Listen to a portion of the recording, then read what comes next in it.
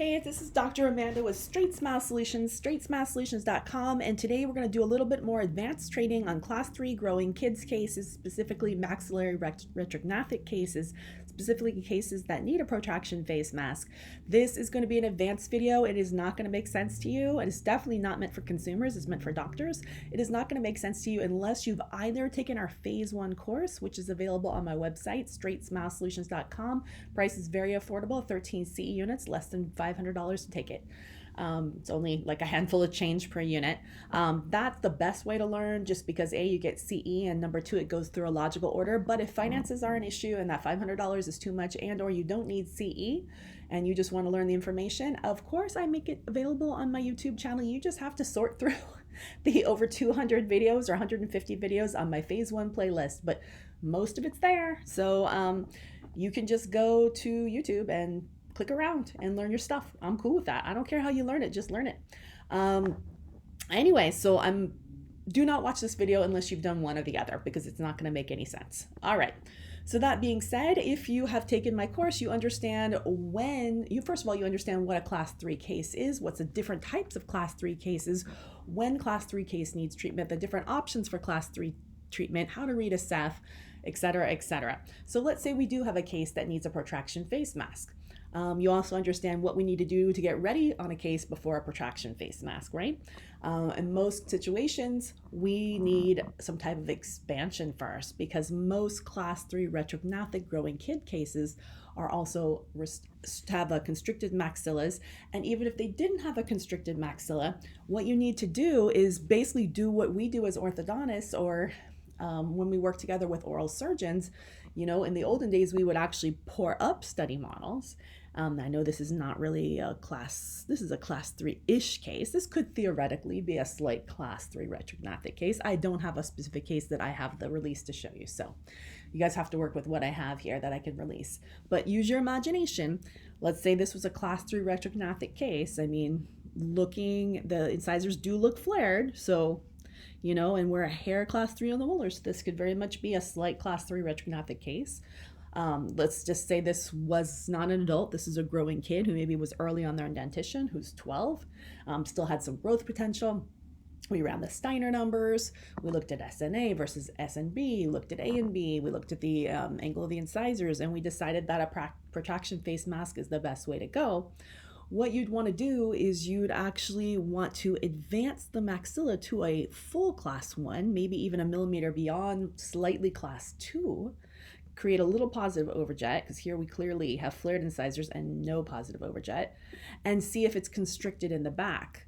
That's how you know how much expansion you need. So what we would do in residency is that we would almost every month or two take another set of quick sloppy study models. We'd trim them so we could mount them together, and then we'd simulate it to see how much more expansion we needed on the RPE. Now you can see here, this is a surgical simulation of a maxilla, but you can see all the different sutures. This is not a suture, but sutures. There's a lot of sutures in a maxilla.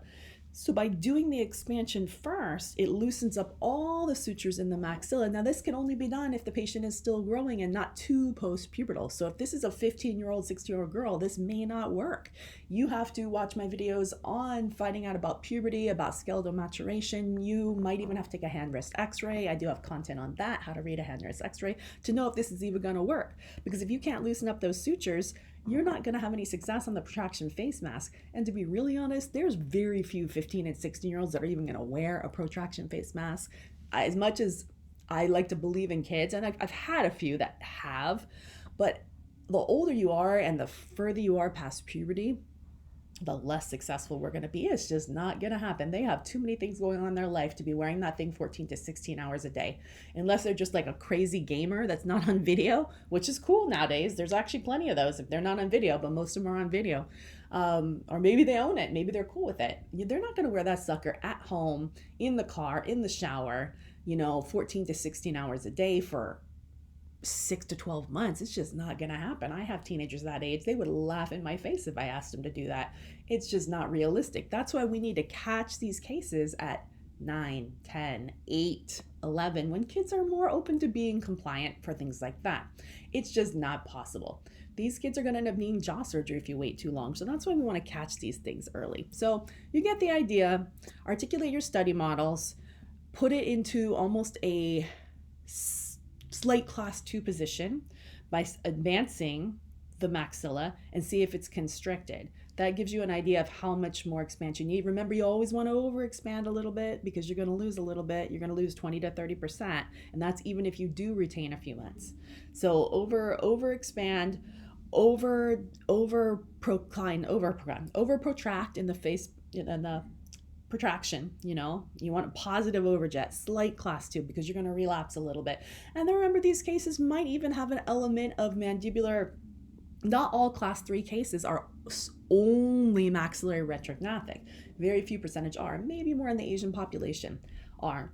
But usually there's an element of everyone has a little bit of element of class 3 protraction in them. So you're going to have a little bit of a late mandibular growth spurt. Could be a lot, could be a little, can't predict it. You can look at the siblings and the parents to see if there's any element in that. But that can happen in boys up to age 21 and girls up into age 16. So 17. So, you might finish this case at 15, 16 in a boy, and they might end up outgrowing your treatment. You need to make sure that you have the right documentation in place. That is slightly covered in most informed consents, but not all informed consents. So you need to make sure. I also recommend having a supplemental informed consent for any and all of those cases, so that later you don't have to retreat for free. But you also want to verbally explain the situation, because the last thing you want is someone knocking on your door 5 years later, asking you for a free retreatment. And now you have to take out 8 lower 8s and do sequential distalization with Invisalign, or take out a lower incisor with braces. That's a whole nother free treatment. If you didn't have the right documentation, guess what? You're either refunding or retreating for free. So be careful with these cases. All right, thanks so much.